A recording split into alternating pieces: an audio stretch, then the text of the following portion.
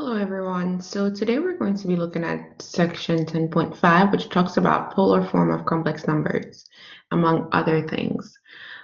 So if we recall, we have seen the notion of complex numbers some time ago, where we know that a complex number takes the form a plus bi, where a is your real part of your complex number, and bi is your imaginary part. Okay. When we're graphing, it's very similar to how we graph on the regular Cartesian plane, except your y-axis becomes your imaginary axis, and your x-axis is your real axis. So if we wanted to plot the number 2 plus negative 3i, well, my imaginary, well, at first I look at my real, which is 2. So we'll go here to where 2 is, and then negative 3i should be on my imaginary line axis. So this is the point to negative 3i. So not very different from our Cartesian plotting, but just to be mindful of where your imaginary axis is and where your real axis is. So now we're going to look at the notion of finding the absolute value of a complex number. So when we find the absolute value, it's very similar to what we say, oh, find the magnitude. I'm not sure if any of you have taken physics or have taken it already. But when we come across the idea of finding the absolute value, we let z be equal to our imaginary x plus yi. Again, x is going to be your real part of your complex number, and yi is going to be your imaginary part. And so if we're taking the absolute value of z, then the definition tells us that it's going to be the square root of x squared plus y squared. And so, again, like I said, this is talking about your distance from the origin, also known as your magnitude. So if we look at a quick example, let's say we wanted to find the magnitude or find the absolute value of z equals square root of 5 minus I. Well, we'll just plug in. So that means z equals, the absolute value of z rather, is going to be the square root of x squared plus y squared per what we just saw on the previous slide. And so in this instance, this is representing my x, and the value or the number that is associated with your I is representing your y.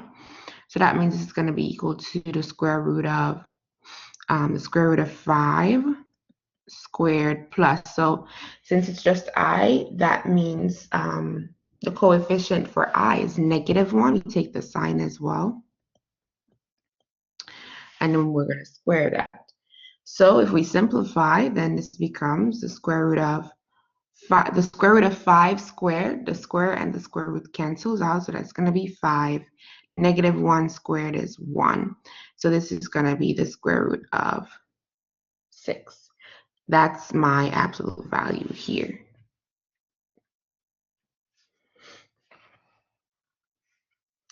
If we were to, let's say, hypothetically graph this, of course, this is my imaginary axis, and this is my real. So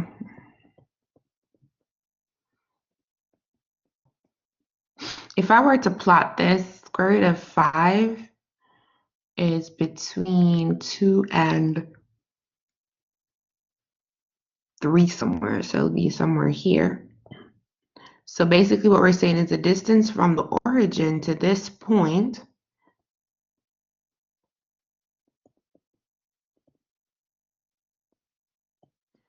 the distance here is going to be the square root of 6. Basically is what we're saying, from the origin to the point.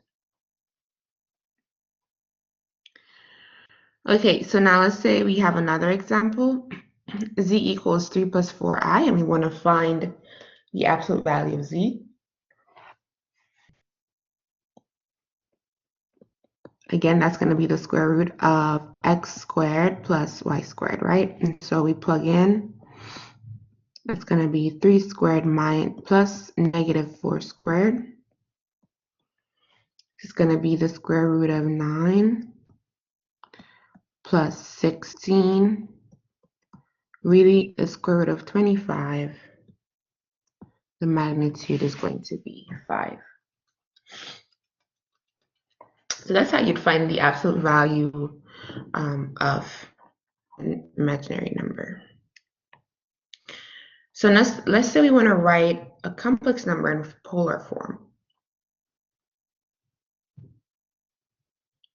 So the polar form of a complex number is expressed in terms of theta, just like we've done before in a previous chapter, and its distance from the origin r. So let's say we're given a complex rectangular form expressed as z equals x plus yi. Well, just like we did before, we're going to use a conversion of x equals r cosine theta, y equals r sine theta, and we know that r is x squared, the square root of x squared plus y squared. And so we use the term modulus to represent the absolute value of a complex number. So if you see in your notes or if you see in your homework, oh, find the modulus of such and such, we're talking about the absolute value of the complex number. And still we're talking about the distance from 0. The r that we talk about is the same as the r in your polar coordinates, and so is the theta, okay? Alrighty. And so now let's say we wanted to write it in polar form. Basically we just said that, well, z equals x plus yi, right? So we can plug in r cosine theta for x and r sine theta for y. And if we do that and factor out the r, then we'll get that z, we'll get that z equals r cosine theta plus I sine theta. Now this portion here of cosine theta plus I sine theta, we represent that and we call that cis of theta. Okay, that's called cis of theta. So you may see that as an abbreviation to represent what we're doing, but overall it will be r cis of theta for this. So you can also rewrite this as r cis of theta. So in mathematics, we always try to shorten things to make life a little bit easier instead of having to write all of that. So let's look at some examples. So for here, we are asked to find, oh, I think I skipped one. Here we go. We're asked to find the complex number or express the complex number for I using polar coordinates. Okay, so let's look at what we know. So we know that we have to first calculate what is r. R is the square root of x squared plus y squared. And so let's plug that in. Now, since this has no real part, x is 0 and y is now 4. So this is going to be the square root of 4 squared, which is 16. Well, that's just 4. And so we have our r. So now, using the fact that x equals r cosine theta,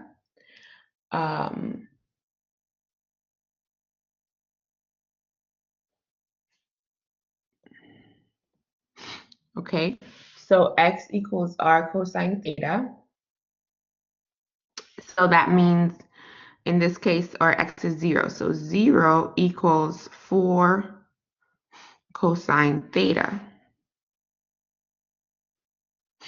If we divide by 4 on both sides, then we get that 0 equals cosine theta. So now we think, what theta when we take cosine of it, we get 0. Well, that's going to be pi over 2. So we have our theta. Okay, so then since we have theta, we can come back here and look at the fact that we have z equals r cosine theta plus r sine theta. Actually, we can use the last one, r cosine theta plus I sine theta. So let me just kind of copy this so you guys know what I'm writing. Okay, so using this formula here in polar coordinates, z is going to be r we found is 4. And then cosine, my theta is pi over 2 plus I sine, my theta is also pi over 2. And that's my answer.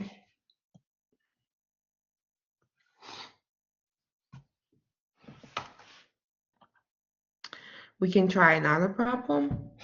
Okay, so again, we want to find r first.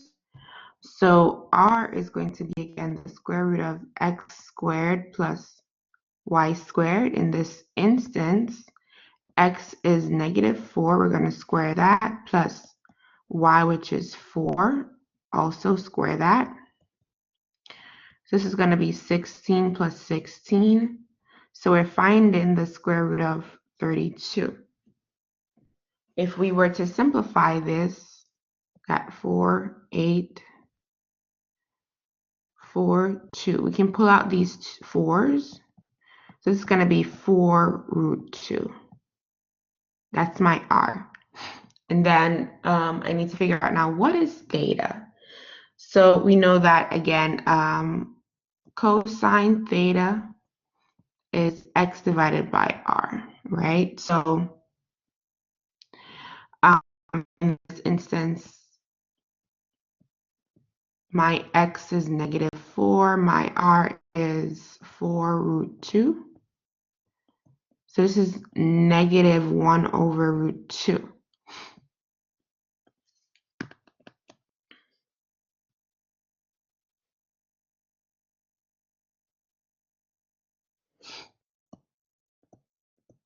Okay. Now we can simplify this. If you guys recall, this would be -1 over. We could let me put it here. This would be root 2 over root 2 that we multiply it by. And so you'll see that this is really -root 2 over 2, right? So we need to figure out now what theta, when I plug it in and I say cosine of theta, I get -root 2 over 2. This should,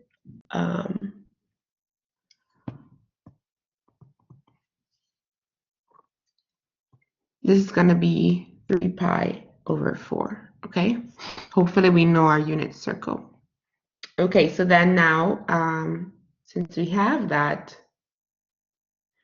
we know that this is supposed to be equal to, well, z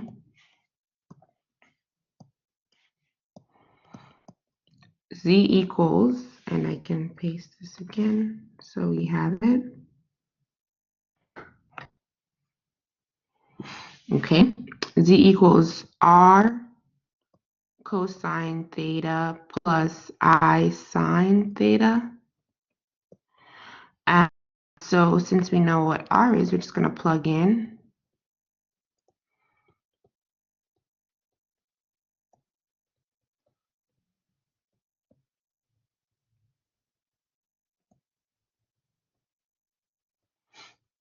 And that's our answer. But we can also, since we know that this is also CIS of 3 pi over 4, we can just rewrite this as, so you may see in your solution set,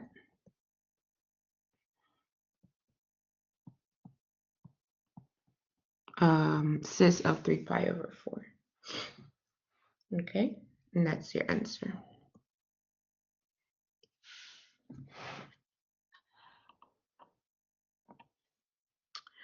All right, now we may also be asked to convert complex numbers from polar to rectangular form. So for instance, here we're given z equals 12 cosine pi over 6 plus I sine pi over 6. So first what we're going to do is figure out, well, what is cosine pi over 6 equal to? From our unit circle, we should know that this is going to be root 3 over 2. And then similarly, if we look for sine pi over 6, that's going to be 1/2. So that means z equals 12 times root 3 over 2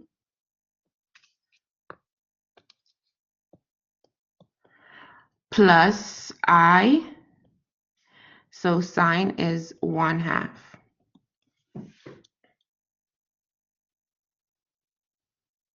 Okay, and we can put like so. And so then what does this mean?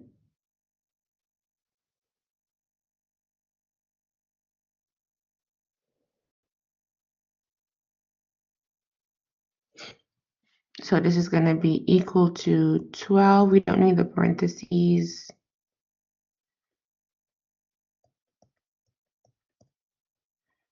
Okay. Now we're going to multiply everything by 12 inside the parentheses. So if you do 12 root 3 over 2, you can cancel the 2 and the 12 becomes 6 root 3. Similarly here, I 6. Or you'll just say 6I, really. Of course.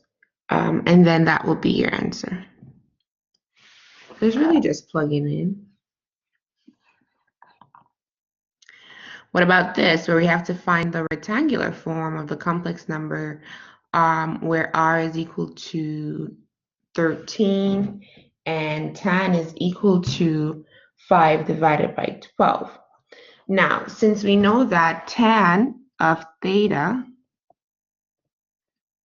equals r divided by, 5 divided by 12, and we know that tan is what? Sine over cosine, or y over x. So, well, let's see now, what is my r in this case then? So, r equals the square root of what? X squared plus y squared. So using this, we can tell that x is 12 and y is going to be 5. So this is going to be equal to the square root of 12 squared plus 5 squared. And so that's going to be 144 plus 25, which is 149.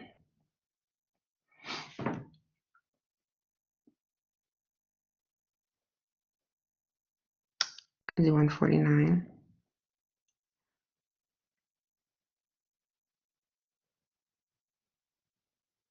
No, 169. There we go. And so that's going to be equal to 13. So R is 13. Very good. And so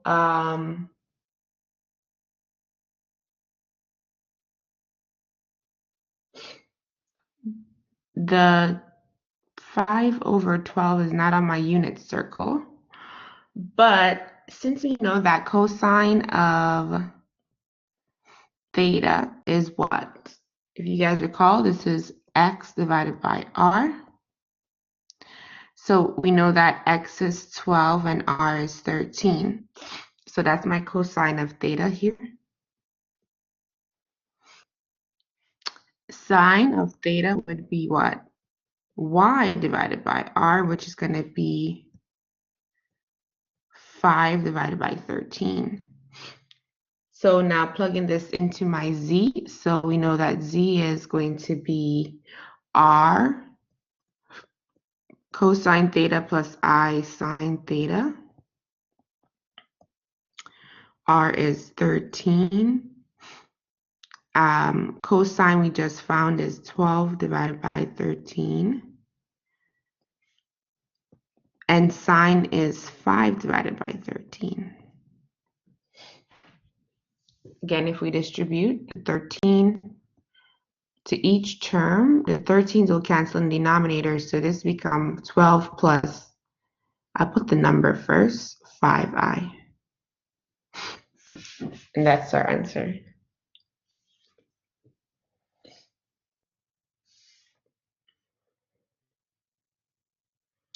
Now we are going to look at finding products of complex numbers in polar form. Okay, so it may look crazy right now on the screen, but basically what it's saying, if you have two complex numbers, z1 and z2, and you want to take the product of them, you're going to be grouping the r's and the thetas. So that means if you're doing z1 times z2, you're going to have r1 times r1 times cosine of theta 1 plus theta 1 plus I sine of theta 1 plus theta 1. Or you can write it as r1 times r1 times the cis of theta 1 plus theta 2. So we're basically just pairing the thetas and the r's. So let's look at a quick example here. So I'm going to use the formula directly. So you're basically plugging in at this point.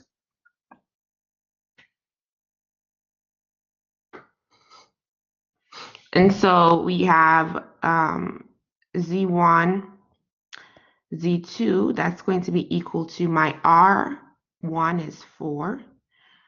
Okay, my r1 is 4, my r2 is 2. Okay, and so cosine of theta 1 would be 80 plus theta 2, which is 145. And it doesn't matter since we're taking the sum, it doesn't matter which way you write it. Plus I sine of 80 plus 145,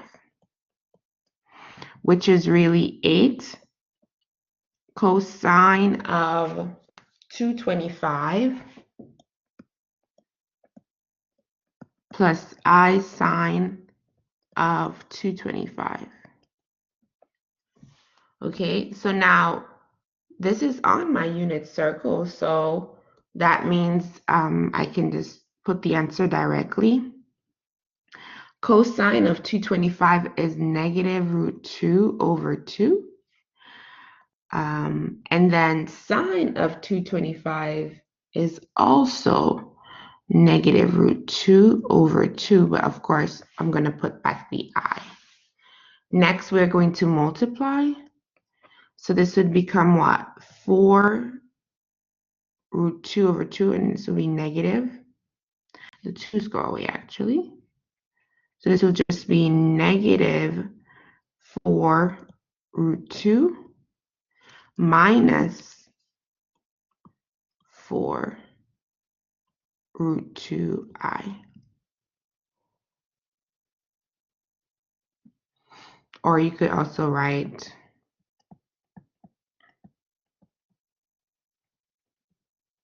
doesn't matter, but that would be your answer.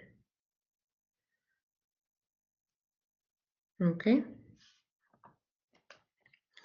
What about if we're dividing? Well, basically the same thing, you're grouping, but in the beginning, we're going to have the quotient of R1 and R2, and instead of adding thetas, we're subtracting. So let's look at a quick example.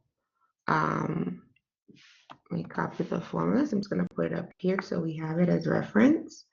All right, so Z1 divided by Z2, that's going to be my R1, which is 2, divided by 4. And then we'll have cosine of theta 1, which is 213, minus theta 2, which is 33, plus I sine of theta 1 minus theta 2. So this is really 1/2. If you cancel the 2/4,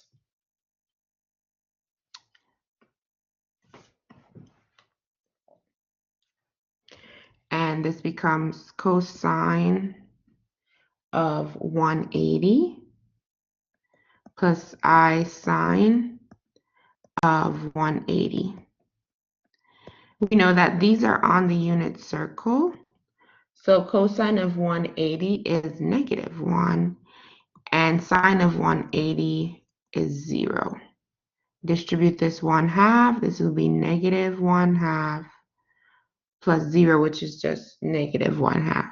So that's my quotient, Z1 divided by Z2.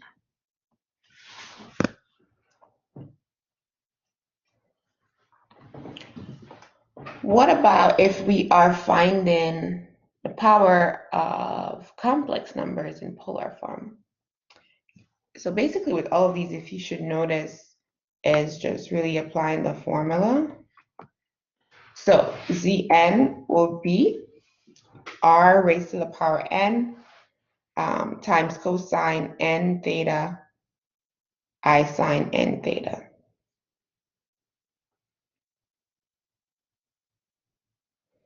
If we look at an example, so if we want to evaluate I plus 1 plus I raised to the 5th power, what does this become?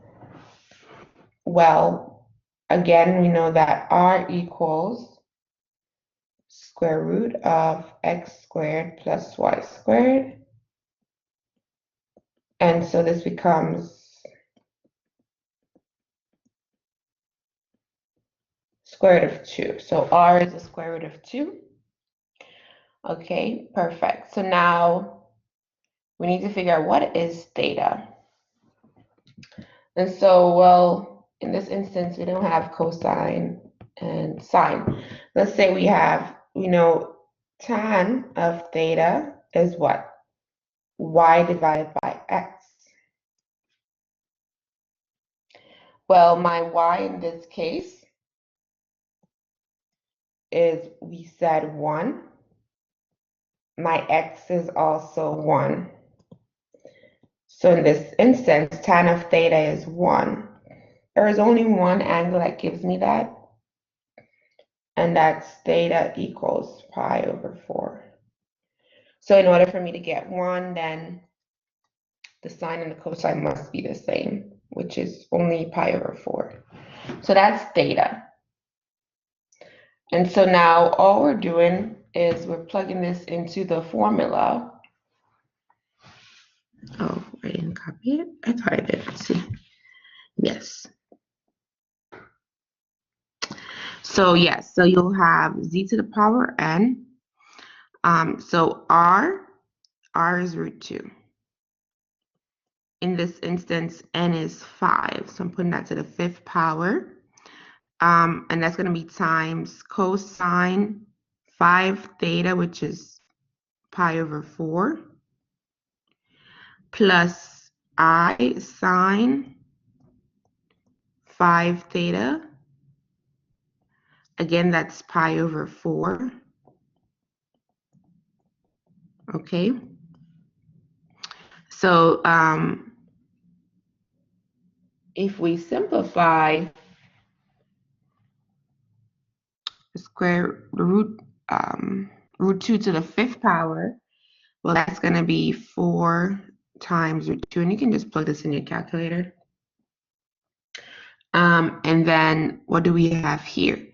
So this is really cosine of 5 pi over 4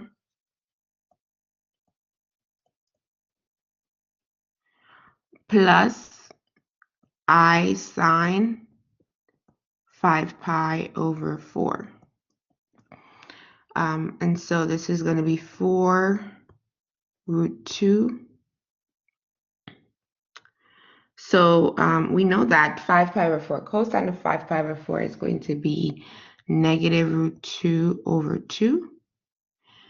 And sine of 5 pi over 4 is also negative root 2 over 2. So if we cancel and simplify, the 2's will go away, which will leave us with a 2. And then root 2 times root 2 That's also 2. So it's going to be negative 2 times 2 plus I, actually minus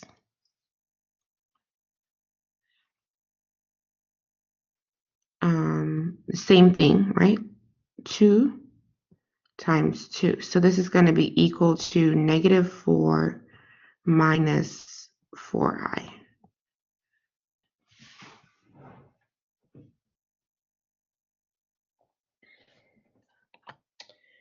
Now, lastly, if we are taking the nth root, we'll just use this formula where z to the 1 over n equals r raised to the 1 over n times cosine theta over n plus 2k pi over n plus I sine theta over n plus 2k pi over n. In this instance,